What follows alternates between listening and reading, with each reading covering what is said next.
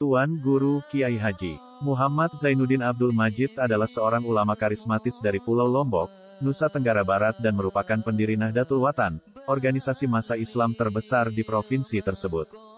Di Pulau Lombok, sebutan Syekh lebih dikenal dengan sebutan Tuan Guru, yang di Jawa identik dengan Kiai.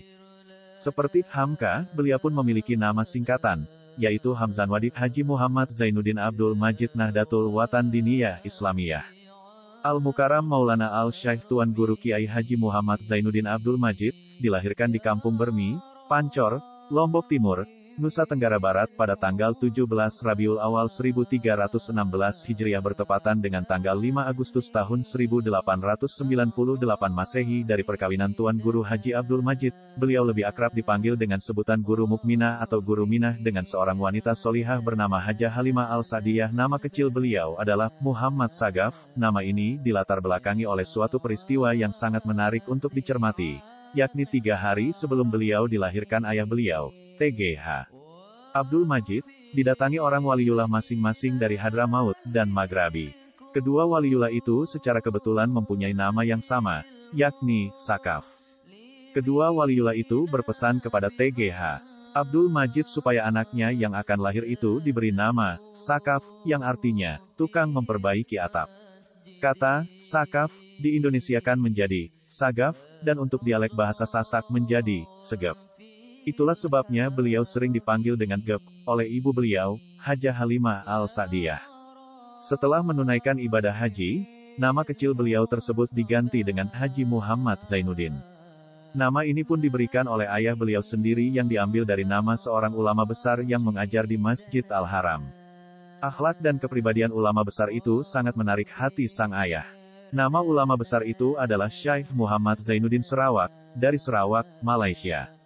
Tarikh akhir 1997 menjadi masa kelabu Nusa Tenggara Barat. Betapa tidak, hari Selasa, tanggal 21 Oktober tahun 1997 Masehi, 18 Jumadil akhir 1418 H dalam usia 99 tahun menurut kalender Masehi, atau usia 102 tahun menurut Hijriah. Sang ulama karismatis, Tuan Guru Haji Muhammad Zainuddin Abdul Majid, berpulang ke Rahmatullah sekitar pukul 19.53 waktu Indonesia Tengah di kediaman beliau di Desa Pancor, Lombok Timur. 3 warisan besar beliau tinggalkan, ribuan ulama, puluhan ribu santri, dan sekitar 1.000 lebih kelembagaan Nahdlatul Watan yang tersebar di seluruh Indonesia dan mancanegara. Beliau adalah ulama pewaris para nabi. Beliau sangat berjasa dalam mengubah masyarakat NTB dari keyakinan semula yang mayoritas animisme, dan dinamisme menuju masyarakat NTB yang islami. Buah perjuangan beliau jugalah yang menjadikan Pulau Lombok sehingga dijuluki Pulau Seribu Masjid.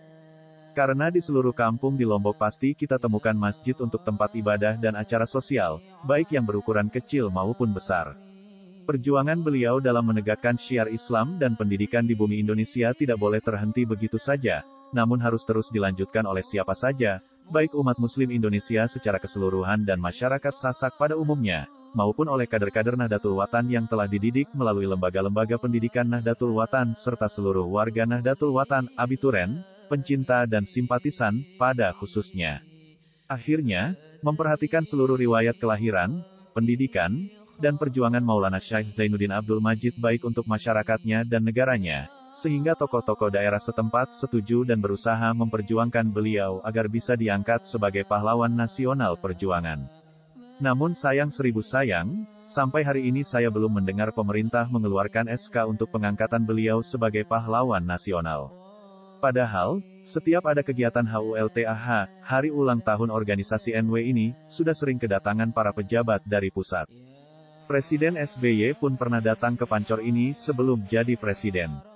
Pejabat lain yang pernah saya catat kedatangannya adalah Yusril Ihza Mahendra, MS Kaban, Hatta Rajasa, Tifatul Sembiring, Hidayat Nur Wahid, Nur Mahmudi Ismail, Syafi'i Antonio, Del. Silsilah Tuan Guru Kiai Haji Muhammad Zainuddin Abdul Majid tidak bisa diungkapkan secara jelas dan runtut, terutama silsilahnya ke atas, karena catatan dan dokumen silsilah keluarga beliau ikut hangus terbakar ketika rumahnya mengalami musibah kebakaran. Namun, menurut sejumlah kalangan bahwa asal-usulnya dari keturunan orang-orang terpandang, yakni dan keturunan Sultan-Sultan Selaparang, sebuah kerajaan Islam yang pernah berkuasa di Pulau Lombok. Disebutkan bahwa Tuan Guru Kiai Haji Muhammad Zainuddin Abdul Majid merupakan keturunan kerajaan Selaparang yang ke-17. Pendapat ini tentu saja paralel dengan analisis yang diajukan oleh seorang antropolog berkebangsaan Swedia bernama Sven Cederoth, yang merujuk pada kegiatan ziarah yang dilakukan Tuan Guru Kiai Haji Muhammad Zainuddin Abdul Majid ke makam Selaparang pada tahun 1971, sebelum berlangsungnya kegiatan pemilihan umum pemilu.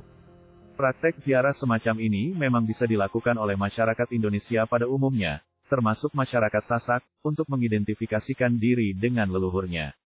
Di samping itu pula, Tuan Guru Kiai Haji Muhammad Zainuddin Abdul Majid tidak pernah secara terbuka menyatakan penolakannya terhadap anggapan dan pertanyaan-pertanyaan yang selama ini beredar tentang silsilah keturunannya, yakni kaitan genetiknya dengan sultan-sultan kerajaan Selaparang. Maulana Syekh Tuan Guru Kiai Haji Muhammad Zainuddin Abdul Majid adalah anak bungsu dari 6 bersaudara. Kakak kandung beliau 5 orang, yakni Siti Syarbini, Siti Cilah, Hajah Saudah, Haji Muhammad Sabur dan Hajah Masyitoh. Ayahnya T.G.H. Abdul Majid yang terkenal dengan panggilan Guru Mukminah, adalah seorang mubaligh dan terkenal pemberani. Beliau pernah memimpin pertempuran melawan kaum penjajah, sedangkan ibunya Hajah Halimah Al-Sa'diyah terkenal sangat salehah.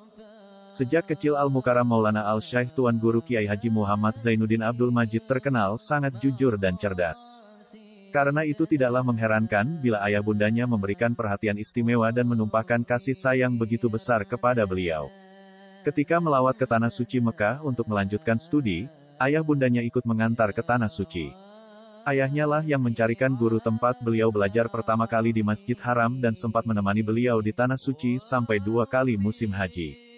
Sedangkan ibunya Hajah Halimatus Sa'diyah ikut bermukim di Tanah Suci mendampingi dan mengasuh beliau sampai ibunya tercintanya itu berpulang ke rahmatullah 3,5 tahun kemudian dan dimakamkan di Muala Mekah. Dengan demikian, tampak jelaslah betapa besar perhatian ayah bundanya terhadap pendidikan beliau. Hal ini juga tercermin dari sikap ibunya, bahwa setiap kali beliau berangkat untuk menuntut ilmu, ibunya selalu mendoakan dengan ucapan, mudah-mudahan engkau mendapat ilmu yang barakah, sambil berjabat tangan serta terus memperhatikan kepergian beliau sampai tidak terlihat lagi oleh pandangan mata. Pernah suatu ketika, beliau lupa pamit pada ibunya. Beliau sudah jauh berjalan sampai ke pintu gerbang baru sang ibu melihatnya dan kemudian memanggil beliau untuk kembali. Gep, gep. Gep, nama panggilan masa kecil beliau kok lupa bersalaman, ucap ibu beliau dengan suara yang cukup keras. Akhirnya, beliau pun kembali menemui ibunya sembari meminta maaf dan bersalaman. Lalu sang ibu mendoakan beliau, mudah-mudahan anakku mendapatkan ilmu yang barokah. Setelah itu beliau kemudian berangkat ke sekolah. Hal ini merupakan suatu pertanda bahwa betapa besar kesadaran ibunya akan penting dan mustajabnya doa ibu untuk sang anak sebagaimana ditegaskan dalam hadits Rasulullah SAW, bahwa doa ibu menduduki ranking kedua setelah doa Rasul. Tuan Guru Kiai Haji Muhammad Zainuddin Abdul Majid selama hayatnya telah menikah sebanyak 7 kali. Dari ke-7 perempuan yang pernah dinikahinya itu, ada yang mendampinginya sampai wafat, ada yang wafat terlebih dahulu semasa ia hidup dan ada yang diceraikannya setelah beberapa bulan menikah. Di samping itu, ke-7 perempuan yang telah dinikahinya itu, berasal dari berbagai pelosok daerah di Lombok, dan dari berbagai latar belakang. Ada yang berasal dari keluarga biasa dan ada pula yang berlatar belakang bangsawan, seperti istrinya yang bernama Hajah Baik Siti Zuriyah Mukhtar, berasal dari Desa Tanjung, Kecamatan Selong. Baik adalah gelar kebangsawanan bagi perempuan yang secara stratifikasi sosial masyarakat Lombok berada 1 tingkat di atas masyarakat umum, dan 2 tingkat di bawah strata tertinggi, yakni Datu Bini dan Denda. Biasanya gelar baik ditujukan kepada mereka yang belum menikah. Setelah menikah gelar tersebut berubah menjadi Mamik Bini. Adapun nama-nama perempuan yang pernah dinikahi oleh Tuan Guru Kiai Haji Muhammad Zainuddin Abdul Majid adalah Casana Hajah Siti Fatmah Hajah Raihan Hajah Siti Jauhariyah Hajah Siti Rahmatullah Hajah Baik Siti Zuriyah Mukhtar Hajah Atniyah. Tuan Guru Kiai Haji Muhammad Zainuddin Abdul Majid sulit memperoleh keturunan, sehingga beliau pernah dianggap mandul padahal beliau sendiri sangat menginginkan keturunan yang akan melanjutkan perjuangan beliau untuk mengembangkan dakwah Islam. Namun pada akhirnya beliau dianugerahi 2 orang anak dari istri yang berbeda yaitu Siti Rawuhun dari Siti Jauhariyah dan Siti Raihanun dari Siti Rahmatullah. Karena dengan hanya memiliki 2 orang anak tersebut beliau kerap dipanggil dengan sebutan Abu Rawuhun wa Raihanun. Pengembaraan TGKH. Muhammad Zainuddin Abdul Majid menuntut ilmu pengetahuan berawal dari pendidikan dalam keluarga, yakni dengan belajar mengaji, membaca Al-Quran, dan berbagai ilmu agama lainnya, yang diajarkan langsung oleh ayahnya, yang dimulai sejak berusia 5 tahun. Setelah berusia 9 tahun, ia memasuki pendidikan formal yang disebut Sekolah Rakyat Negara, hingga tahun 1919 setelah menamatkan pendidikan formalnya. Beliau kemudian diserahkan oleh ayahnya untuk menuntut ilmu agama yang lebih luas dari beberapa tuan guru lokal, antara lain T.G.H. Syarafuddin dan T.G.H.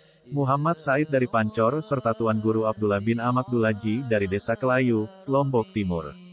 Ketiga guru agama ini mengajarkan ilmu agama dengan sistem halakoh, yaitu para santri duduk bersila di atas tikar dan mendengarkan guru membaca kitab yang sedang dipelajari, kemudian masing-masing murid secara bergantian membaca. Untuk lebih memperdalam ilmu agama, Muhammad Zainuddin remaja berangkat menuntut ilmu ke Mekah diantar kedua orang tuanya, 3 orang, kemenakan dan beberapa orang keluarga, termasuk pula T.G.H. Syarafuddin. Pada saat itu beliau berusia 15 tahun, yaitu menjelang musim haji tahun 1341 1923 sesampai di Tanah Suci, T.G.K.H. Muhammad Zainuddin Abdul Majid langsung mencari rumah kontrakan di Sukulail, Mekah. Beberapa setelah musim haji usai, T.G.H. Abd Majid mulai sibuk mencarikan guru buat anaknya. Sampailah pencarian T.G.H. Abd Majid pada sebuah halakoh. Syaikh yang mengajar di lingkaran tersebut bernama Syaikh Marzuki, seorang keturunan Arab kelahiran Palembang yang sudah lama mengaji di Masjid Haram, yang saat itu berusia sekitar 50 tahun. Di sanalah T.G.K.H. Muhammad Zainuddin Abdul Majid diserahkan untuk belajar. Selain itu juga sempat belajar ilmu sastra pada ahli syair terkenal di Mekah, yakni Syekh Muhammad Amin Al-Qutbi dan pada saat itu berkenalan dengan Said Muhsin Al-Palembani, seorang keturunan Arab kelahiran Palembang yang kemudian menjadi guru beliau di Madrasah Al-Syaulatiyah. Ketika ayah T.G.K.H. Muhammad Zainuddin Abdul Majid pulang ke Lombok, ia langsung berhenti belajar mengaji pada Syekh Marzuki, karena ia merasa tidak banyak mengalami perkembangan yang berarti dalam menuntut ilmu selama ini.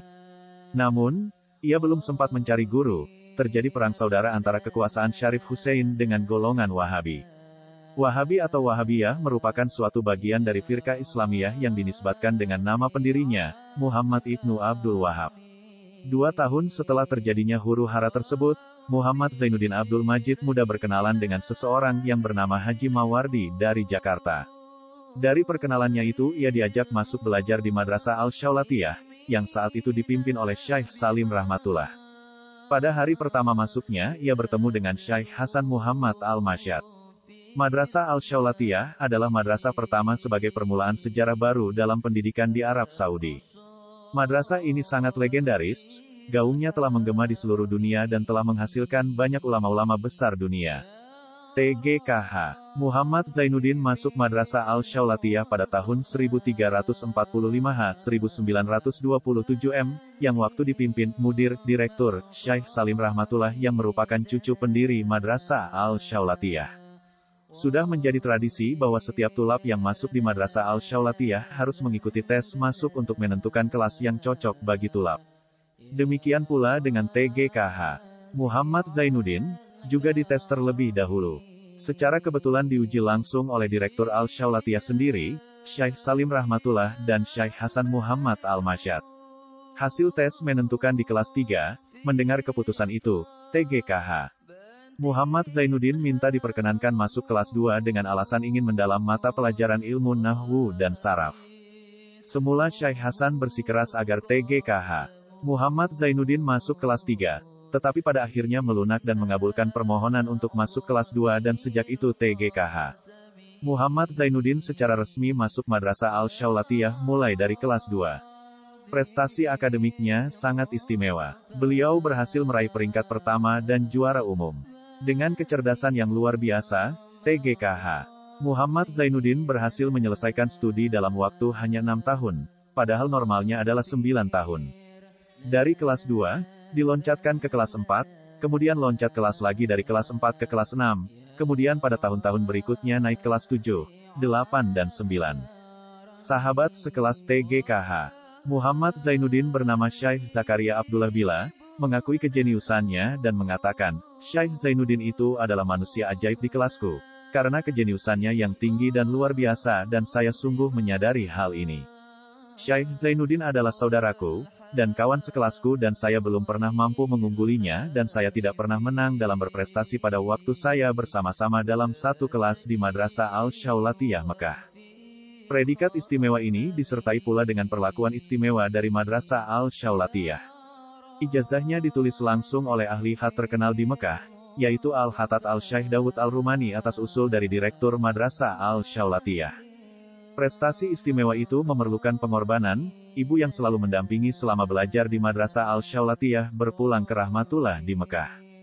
Maulana Al-Syaikh TGKH Muhammad Zainuddin Abdul Majid menyelesaikan studi di Madrasah Al-Shaulatiyah pada tanggal 22 Zulhijjah 1353 dengan predikat Mumtaz, summa cum laude. Setelah tamat dari Madrasah Al-Shaulatiyah, tidak langsung pulang ke Lombok, tetapi bermukim lagi di Mekah selama 2 tahun sambil menunggu adiknya yang masih belajar, yaitu Haji Muhammad Faisal. Waktu 2 tahun itu dimanfaatkan untuk belajar antara lain belajar ilmu fiqh kepada Syekh Abdul Hamid Abdullah Al-Yamani. Dengan demikian, waktu belajar yang ditempuh selama di Tanah Suci Mekah adalah 13 kali musim haji atau kurang lebih 12 tahun. Ini berarti selama di Mekah sempat mengerjakan ibadah haji sebanyak 13 kali. Setelah selesai menuntut ilmu di Mekah dan kembali ke tanah air, TGKH Muhammad Zainuddin langsung melakukan safari dakwah ke berbagai lokasi di Pulau Lombok, sehingga dikenal secara luas oleh masyarakat. Pada waktu itu masyarakat menyebutnya, Tuan Guru Bajang. Semula, pada tahun 1934 mendirikan pesantren Al-Mujahidin sebagai tempat pemuda-pemuda Sasak mempelajari agama dan selanjutnya pada tanggal 15 Jumadil Akhir 1356 22 Agustus tahun 1937 mendirikan Nahdlatul Watan Diniyah Islamiyah, NWDI, dan menamatkan santri, murid pertama kali pada tahun ajaran 1940-1941. Para guru yang mengajarkan Al-Quran dan kitab Melayu di Lombok diantaranya adalah, Tuan Guru Kiai Haji Syarafuddin Pancor Lombok Timur, Tuan Guru Kiai Haji Abdullah bin Ahmad Dujali Kelayu Lombok Timur. Adapun para guru beliau di Madrasah Shaulatiyah maka adalah, Asis Syekh Hasan Muhammad Al-Masyad, Asis Syekh Umar Bajunaid, Asis Syafi'i, Asis Syekh Muhammad Said Al-Yamani, Asis Syafi'i, Asis Syekh Hali Al-Maliki, Asis Syekh Marzuki Al-Palimbani, Asis Syekh Abu Bakar Al-Palimbani, Asis Syekh Hasan Jambi, Asis Syafi'i, Asis Syekh Abdul Qadir Al-Mandili, Asis Syafi'i, Asis Syekh Mukhtar Betawi, Asis Syafi'i, Asis Syekh Abdullah Al-Bukhari, Asis Syafi'i, Asis Syekh Umar Hamdan Al-Mihrasi Al-Maliki, Asis Syekh Abdul Satar Sidiki Abdul Wahab Al-Qutbi Al-Maliki Al-Alama Al-Kabir Al-Syekh, Asis Syekh Abdul Qadir, Asis Shibli Al-Hanafi, Asis Syekh Muhammad Amin Al-Qutbi Al-Hanafi, As-Sayyid Al-Habib Muhsin Al-Musawa, Asis Syafi'i, Asis Syekh Khalifah Al-Maliki, Asis Syekh Jamal Al-Maliki, Asis Syekh Muhammad Soli Al-Kalantani, Asis Syafi'i, Asis Syekh Mukhtar Al-Mahdumi Al-Hanafi, Asis Syekh Salim Cianjur, Asis Syafi'i, As-Syed Ahmad Dahlan Sadaki, Asis Syafi'i, Asis Syekh Salim Rahmatullah Al-Maliki, Asis Syekh Abdul Ghani Al-Maliki, As-Syed Muhammad Arabi Et-Tubani Al-Jazairi Al-Maliki, Asis Syekh Umar Al-Faruqi Al-Maliki, Asis Syekh Abdullah Al-Farisi, Asis Syekh Malah Musa. Jika diklasifikasikan guru-gurunya berdasarkan latar belakang mazhab yang berbeda, maka akan terlihat kategorisasi mazhab sebagai berikut: 11 orang bermazhab Syafi'i, 6 orang bermazhab Hanafi, dan 11 orang bermazhab Maliki. Berdasarkan kategorisasi mazhab di atas terlihat jelas bahwa semua guru-guru beliau masih berada dalam satu landasan teologi yang sama, yakni faham Ahlus Sunnah wal Jamaah. Dengan kata lain, bahwa tidak ada seorang pun gurunya yang menganut faham teologi yang berbeda, seperti Mu'tazilah, Syiah, ataupun Wahabi. Kesuksesan perjuangan seseorang tokoh atau pemimpin banyak ditentukan oleh pola kepemimpinannya. Kearifan seorang pemimpin dalam melaksanakan tugas kepemimpinannya akan menentukan keberhasilan perjuangannya. Perjuangan dan kepemimpinan merupakan dua hal yang saling mengkait, karena perjuangan itu akan berhasil baik, apabila pola pendekatan yang dipergunakan dalam kepemimpinan itu baik. Di samping itu, kepemimpinan yang arif dan bijaksana akan menghasilkan keberhasilan perjuangan. Maulana Al-Syaikh TGKH Muhammad Zainuddin Abdul Majid dikenal sebagai ulama besar di Indonesia karena ilmu yang dimiliki sangat luas dan mendalam. Demikian juga karisma beliau sebagai sosok figur ulama demikian besar. Beliau adalah tokoh panutan yang sangat berpengaruh karena kearifan dan kebijaksanaannya. Perjuangan dan kepemimpinan beliau senantiasa diarahkan untuk kepentingan umat. Penghargaan dan penghormatan yang diberikan kepada seseorang yang telah berjasa kepadanya, terutama kepada guru-guru beliau, diwujudkan dalam bentuk yang dapat memberikan manfaat kepada umat. Sebagai contoh dapat dikemukakan bahwa penghargaan beliau kepada Maha Guru yang paling dicintai dan disayangi, Maulana Syekh Hasan Muhammad Al-Masyad, diwujudkan dalam bentuk Pondok Pesantren Hasaniyah NW di Jenggik, Lombok Timur. Penghargaan kepada Maha Gurunya Maulana Syekh Said Muhammad Amin Al-Qutbi diwujudkan dalam bentuk Pondok Pesantren Aminiyah NW di Bonjeruk, Lombok Tengah, dan penghargaan kepada Maha Gurunya Maulana Al-Syekh Salim Rahmatullah, beliau sudah merencanakan untuk mendirikan sebuah pondok pesantren di Lombok Timur. Pola kepemimpinan yang beliau contohkan di atas hanya dapat dilakukan oleh orang-orang yang memiliki wawasan ilmu yang dalam serta pemimpin yang memiliki kearifan dan kebijaksanaan. Demikian pula tentang pendekatan yang beliau lakukan selalu bernilai pedagogik dalam arti mengandung nilai-nilai pendidikan. Beliau tidak mau bahkan tidak pernah bersikap sebagai pembesar yang disegani.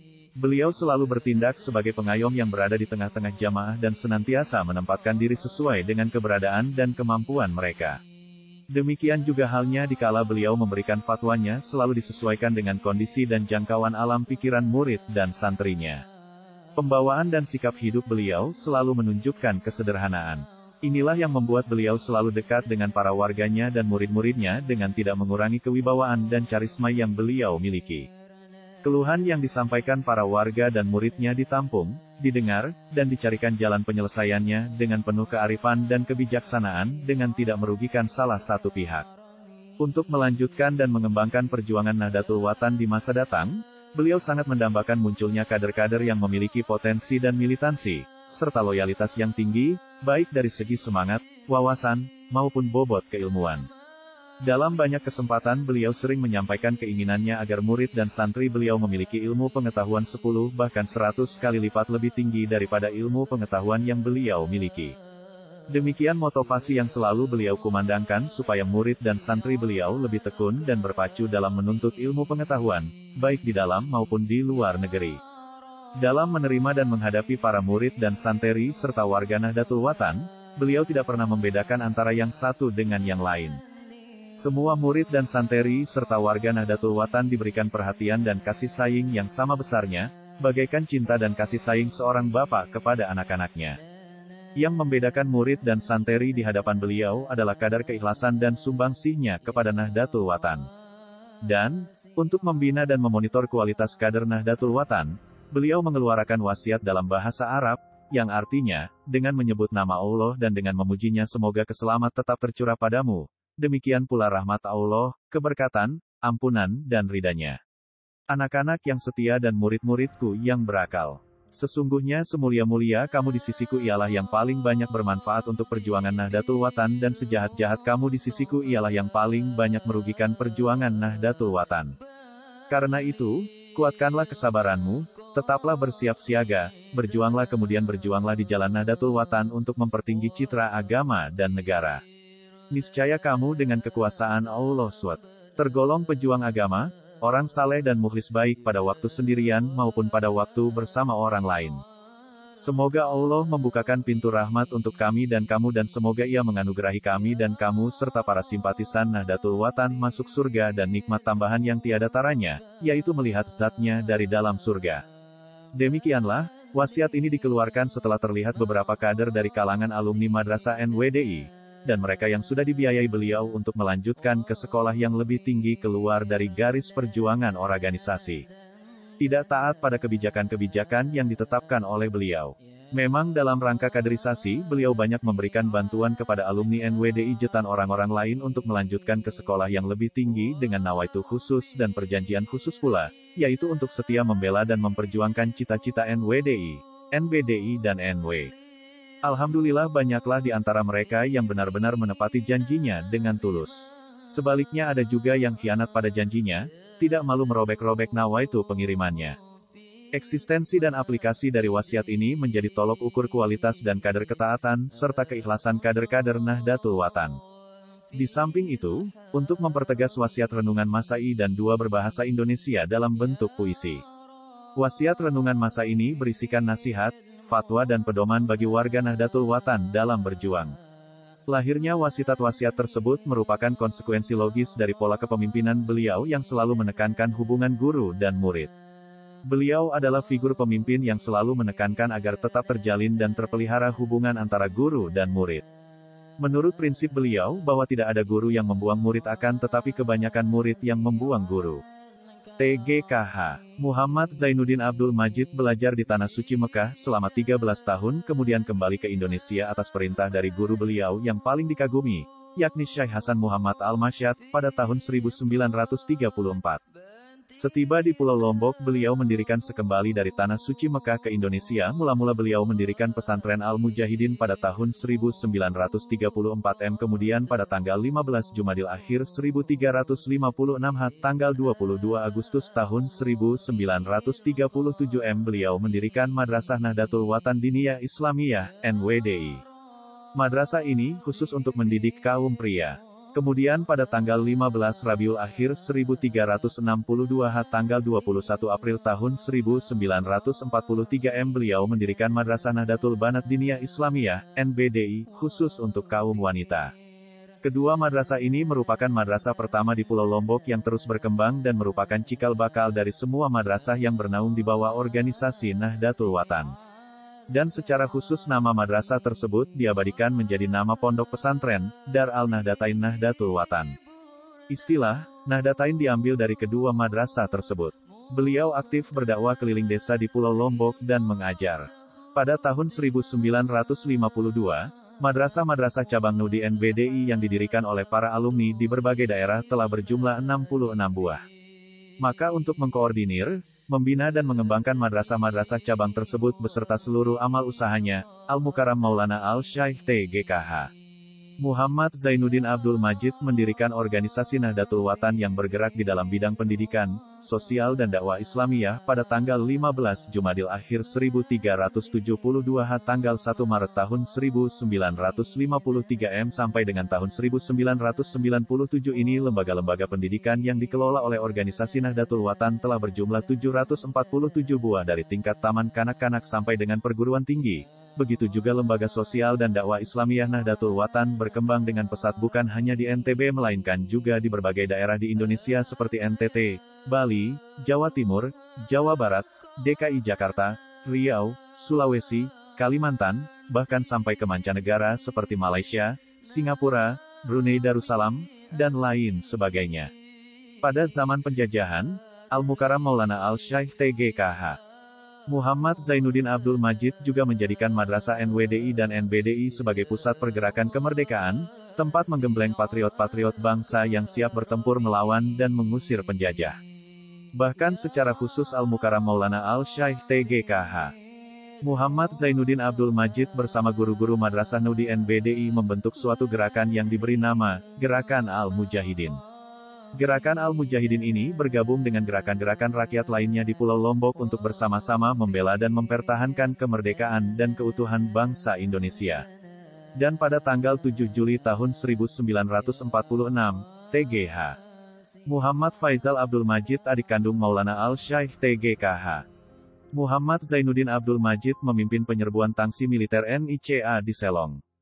Al-Mukarram Maulana Al-Syaikh TGKH Muhammad Zainuddin Abdul Majid sebagai ulama, pemimpin umat, dalam kehidupan bermasyarakat dan berbangsa telah mengemban berbagai jabatan dan menanamkan berbagai jasa pengabdian, di antaranya, pada tahun 1934 mendirikan pesantren Al-Mujahidin, pada tahun 1937 mendirikan Madrasah NWDI, pada tahun 1943 mendirikan Madrasah NBDI, pada tahun 1945 pelopor kemerdekaan RI untuk daerah Lombok, pada tahun 1946 pelopor penggempuran NICA di Selong Lombok Timur, pada tahun 1947 per 1948 menjadi Amirul Haji dari negara Indonesia Timur, pada tahun 1948 per 1949 menjadi anggota delegasi negara Indonesia Timur ke Arab Saudi, pada tahun 1950 konsulat Nusunda Kecil, pada tahun 1952 ketua Badan Penasehat Masyumi daerah Lombok, pada tahun 1953 mendirikan organisasi Nahdlatul Watan, pada tahun 1953 ketua umum PBNW pertama, pada tahun 1953 merestui terbentuknya Parti NU dan PSII di di Lombok pada tahun 1954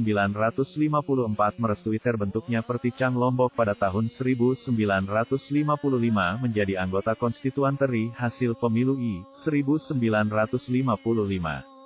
Pada tahun 1964 mendirikan Akademi Pedagogik NW pada tahun 1964 menjadi peserta KIAA, Konferensi Islam Asia Afrika, di Bandung pada tahun 1965 mendirikan Ma'had Dar Al-Quran wa Al-Hadith Al-Majidiyah Asis Syafiyah Nahdlatul Watan pada tahun-tahun 1972 sampai tahun 1982 sebagai anggota MPR RI hasil pemilu 2 dan 3 pada tahun-tahun 1971 sampai tahun 1982 sebagai penasihat Majelis Ulama Indonesia, MUI, Pusat pada tahun 1974 mendirikan Ma'had Li Al-Banat pada tahun 1975 Ketua Penasihat Bidang Syara, Rumah Sakit Islam Siti Hajar Mataram, sampai 1997. Pada tahun 1977 mendirikan Universitas Hamzanwadi pada tahun 1977 menjadi Rektor Universitas Hamzanwadi pada tahun 1977 mendirikan Fakultas Tarbiyah Universitas Hamzanwadi pada tahun 1978 mendirikan STKIP Hamzanwadi pada tahun 1978 mendirikan Sekolah Tinggi Ilmu Syariah Hamzanwadi pada tahun 1982 mendirikan Yayasan Pendidikan Hamzanwadi pada tahun 1987 mendirikan Universitas Nahdlatul Watan Mataram. Pada tahun 1987 mendirikan Universitas Nahdlatul Watan Mataram pada tahun 1987 mendirikan Sekolah Tinggi Ilmu Hukum Hamzanwadi pada tahun 1990 mendirikan Sekolah Tinggi Ilmu Dakwah Hamzanwadi pada tahun 1994 mendirikan Madrasah Aliyah Keagamaan Putra-Putri pada tahun 1996 mendirikan Institut Agama Islam Hamzanwadi. Oleh karena jasa-jasa beliau itulah, maka pada tahun 1995 beliau dianugerahi Piagam Penghargaan dan Medali Pejuang Pembangunan oleh pemerintah. Di samping itu, Al-Mukarram Maulana Al-Syaikh TGKH Muhammad Zainuddin Abdul Majid selaku seorang mujahid selalu berupaya mengadakan inovasi dalam gerakan perjuangannya untuk meningkatkan kesejahteraan umat demi kebahagiaan di dunia maupun di akhirat. Di antara inovasi rintisan-rintisan beliau adalah menyelenggarakan pendidikan dan pengajaran agama Islam di NTB dengan sistem madrasi, membuka lembaga pendidikan khusus untuk wanita, mengadakan ziarah umum Idul Fitri dan Idul Adha dengan mendatangi jamaah di samping didatangi, menyelenggarakan pengajian umum secara bebas, mengadakan gerakan doa dengan berhizib, mengadakan syafaat al-kubro, menciptakan tarikat, yakni tarikat Hizib Nahdlatul Watan, membuka sekolah umum di samping sekolah agama, madrasah, menyusun nazam berbahasa Arab bercampur bahasa Indonesia, dan lain-lain. Sebagai seorang ulama, mujahid beliau telah memberikan keteladanan yang terpuji. Seluruh sisi kehidupan beliau isi dengan perjuangan memajukan agama, nusa dan bangsa. Tegasnya, tiada hari tanpa perjuangan. Itulah yang senantiasa terlihat dan terkesan dari seluruh sisi kehidupan beliau yang patut dicontoh dan diteladani oleh seluruh pengikut dan murid beliau. Ada kisah menarik yang terjadi saat Kiai Haji Masum Ahmad, ayahanda Kiai Haji Ali Masum, saat bersilaturahim ke seorang kiai di Lombok. Menjelang waktu maghrib kiai asal Lasem itu sampai di sana. Saat dijamu oleh tuan rumah, Mbah Masum mengetahui betapa ramainya pesantren sang kiai. Hiruk-pikuk para santri yang melakukan aktivitasnya sangat tampak. Segenap santri terlihat mengaji dan berzikir. Alhamdulillah, pesantren tuan sudah maju. Santrinya banyak. Semoga mereka bisa jadi pemimpin kaumnya, kata Mbah Masum. Setelah mengamini doa temannya, tuan rumah hanya tersenyum penuh arti. Akan tetapi, keesokan harinya, tiba-tiba saja pesantren itu mendadak sepi. Tak seorang pun santri yang terlihat berlalu lalang, dan di tempat itu hanya ada sang kiai saja, yang bersama keluarga rumahnya berada di tengah-tengah pelataran pesantren. Dia bertanya kepada sang tuan rumah, kemana gerangan para santrinya. Lalu, kiai itu pun menjelaskan bahwa santri-santrinya itu adalah segenap jin. Sang kiai itu memang sangat alim, tangguh, dan memiliki banyak kekeramatan, sehingga umatnya tidak saja manusia. Kekeramatannya yang lain adalah air dari buah-buah kelapa yang tumbuh di lingkungan pesantrennya. Air kelapa itu sangat mujarab untuk menyembuhkan banyak penyakit. Mbah Masum ketika berpamitan pun diberi bawaan atau oleh-oleh berupa beberapa biji buah kelapa itu. Kiai dari Lombok itu bernama Tuan Guru Kiai Haji Muhammad Zainuddin Abdul Majid. Pendiri organisasi Nahdlatul Watan pada 1356 H, 1936 M. Pertemanan Mbah Masum dengannya berawal ketika keduanya masih sama-sama belajar di Makkah. Tuan Guru Zainuddin Abdul Majid belajar di Makkah, dalam didikan Syekh Hasan bin Muhammad Al-Masyad Al-Makki, salah seorang ulama terkenal di Hijaz pada eranya. Dia sangat akrab dengan Mbah Masum, dan keduanya sama-sama saling menghormati meskipun dalam hal organisasi keduanya berbeda jalan.